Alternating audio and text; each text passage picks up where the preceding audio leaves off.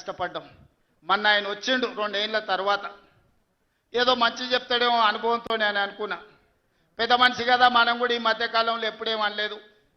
ఏదైతే మీకు చెప్పినో అంతకంటే ముందు నా మీద 181 కేసులు పెట్టిండు. చెంచల్గూడ చెర్లపల్లి జైల్లో బంధించాడు. ఎన్నో రకాలుగా సతాయించాడు. నన్నే కాదు నా కుటుంబాన్ని కూడా పట్టి పీడించాడు. కానీ బాధ్యత వచ్చినాక ఆలోచన చేసిన, నా కోపాన్ని నా బాధను దృష్టిలో పెట్టుకొని ఇవాళ పగ సాధించే కార్యక్రమాలు మొదలు పెడితే ఆయన పై వలగొట్టే పని పెడితే రాష్ట్రానికి నష్టం జరుగుతుందని తూవాన్ పాపన వాడు పోతాడు, పోని మనం మంచి పని చేయాలి. దేవుడు శిక్ష ఇచ్చిండు. నేను ప్రమాణ స్వీకారం చేసినాడే కూలబడ్డాడు, నడువిరిగింది. ఇంక ఇంతకంటే పెద్ద శిక్ష నేను జైలు వేసినా అయ్యేదేం లేదు. ఆయననే ఫామ్ హౌస్ను ఒక బందీఖానగా మార్చుకొని చుట్టూతో నా పోలీసులే ఉన్నారు, లోపల ఆయన ఉన్నాడు. చెర్లపల్లికి పంపించినా చెంచల్గూడకు పంపించినా గదే అవుతుంది కదా. ఇక తిండి బరువు నాకు ఎక్కువ అవుతుంది. అదొకటి. లోపల చెర్లపల్లి చెంచల్గూడ పెడితే ఆయన తిండే తినికి మళ్ళీ ఆయన ఏదైనా కావాలంటే అదిగిన చేస్తే సర్కార్కి ఎక్కువ ఖర్చు అవుతుంది. తిండి ఆయన సంపాదించేది ఇన్నా ఫామ్ హౌస్లే ఒక బందీఖానగా పెట్టుకొని చుట్టూతో మన పోలీసులే పహారా కాస్తున్నారు. ఇక ఆయన చేసిన పాపాలకు ఆయననే పోతాడని ఊరుకున్నా. ఎప్పుడన్నా ఏమన్నా అన్నానా? ఎప్పుడన్నా ఏమన్నా అన్నానా? మీరు చెప్పురు. ఇక్కడ పాత్రికేయ మిత్రులు ఉన్నారు అందరు, నాకు కూడా దోస్తులే కదా వాళ్ళందరూ. చెప్పురు ఎప్పుడన్నా ఏమన్నా అన్నానా? ఒక్క కేసు అయినా పెట్టినా? పోనీ ఈ జిల్లాలో ఎవరి మీద నన్ను ఒక కేసు పెట్టినా? ఎన్ని పాపాలు చేసారు వాళ్ళ ఎమ్మెల్యేలు మంత్రులు మీకు తెలుసు కదా. ఎంతమంది ఆస్తులు గుంజుకున్నారు మీకు తెలుసు కదా. ఎవరినన్నా నేను కక్షతోనేమన్నా చేసినా? నేను ఒకటే అనుకున్నా, ఎవరిని పాపానికి వాడు పోతాడు. మనం చూసినా చూడకపోయినా పైన దేవుడు ఉన్నాడు, పైనుంచి కిందికి చూస్తూనే ఉంటాడు. ఎవరిని లెక్క వానికి రాస్తూనే ఉంటాడు, ఎవరిని మిత్తి వానికి చెల్లిస్తూనే ఉంటాడని. ఆ మిత్తిలో భాగంగానే నేను ప్రమాణ స్వీకారం చేయడానికి పోయిన రోజే మంచం మీద నుంచి బోర్ల పడి మక్కెలు ఇరిగి మూలకు పడ్డాడు. ఇక ఆయన నిన్నొచ్చి పెద్ద మనిషిలాగా మంచి చెప్తాడేమో అనుకున్నా.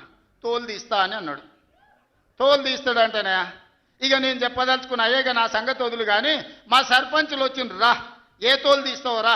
నీ తోలు తీసుడు కాదు, నిన్ను చీరి చింత కట్టి చింతమడకల ఏలాడేసి కొడతారో లేదో మా సర్పంచులు, రా కొడంగల్కి వస్తావా లేకపోతే మమ్మల్ని చింతమడకకు రమ్మంటావా? మా సర్పంచులను దోల్తా. సోయి లేని మాటలు, స్థాయి లేని విమర్శలు. ఒక్కటన్నా అక్కడికి వచ్చే మాట మాట్లాడిండా? 10 ఏళ్ళు నువ్వు పూర్తి చేస్తే, 10 ఏళ్ళు ఎస్ఎల్బి పూర్తి చేస్తే నల్గొండకు 4 లక్షల ఎకరాలకు నీళ్లు వచ్చేది. 10 ఏళ్ళు పాలమూరు రంగారెడ్డి పూర్తి చేస్తే పాలమూరు జిల్లాలో 10 లక్షల ఎకరాలకు వచ్చేది. కల్వకుర్తి పూర్తి చేస్తే 3.5 లక్షలకు వచ్చేది. భీమా పూర్తి చేస్తే 2 లక్షలకు వచ్చేది. కోయిల్ సాగర్ లేకపోతే ఏది చేసినా, నెట్టంపాటు చేసినా, నా మక్తల్ నారాయణపేట కొడంగల్ పూర్తి చేస్తే 1.5 ఎకరాలకు మాకు నీళ్ళు వచ్చి ఇవాళ కందులు వండించి జొన్నలు వండించి కల్తీ కళ్ళు దాగి బతికే పరిస్థితి మాకెందుకు ఉంటుండే? మేము కూడా మీ లెక్కనే మంచిగా పంటలు వండించేటోళ్ళం, మంచి బట్టలు తొడుక్కునేటోళ్ళం. మేము కూడా మా పిల్లల్ని చదివించుకునేటోళ్ళం. 10 ఏళ్ళు పగబట్టి నారాయణపేట మక్తల్ ప్రాజెక్టును ఈనాడు పక్కన పెట్టి 69 జీవోను తుంగలో దొక్కితే ఊరూరు ఎత్తిపోతల పథకం కోసం మా కార్యకర్తలు, ఈ ప్రాంత రైతులు ధర్నాలు చేయలేదా? పార్టీలకు అతీతంగా 69 జీవో కోసం కొట్లాడలేదా? నీ సొమ్మె ఏం పోయిందా? మాకు నీళ్ళు ఇవ్వాలంటే నీకు ఇంత కడుపు నొప్పా? నువ్వు మళ్ళీ బయటకు వచ్చి ఇవాళ ఆయన తోలు తీస్తా అంటు. తోలు నాది కాదు కానీ ఆ షేక్పేటలో మటన్ కొట్టు మస్తాన్ ఉంటాడు. ఆయన రోజు మేకలను కోసి మండి నడుపుతుంటాడు. ఆయన చెప్పిన కేసీఆర్ ఖాళీగా ఉన్నాడంటనే తోలు తీస్తాడంట. నీ మటన్ కొట్టు మస్తాన్ దగ్గర ఇంత నౌకరీ ఇయ్యండ్రి, ఇంత బోటో కూరనో పోయేటప్పుడు ఇయ్యండ్రి బొక్కనో. ఎందుకంటే కోసిన వాళ్ళకు మామూలుగా తోలు తలకాయలు ఇస్తాం కదా మనం ఇంటికాడ దసరా పండుగ అప్పుడు. అవునా? ఏం శివకుమార్ రెడ్డి, మన ఇళ్ళల్లో పండుగ పూట వచ్చి ఆటను కోస్తే కాళ్ళు తలకాయ కోసినోనికి ఇస్తాం కదా.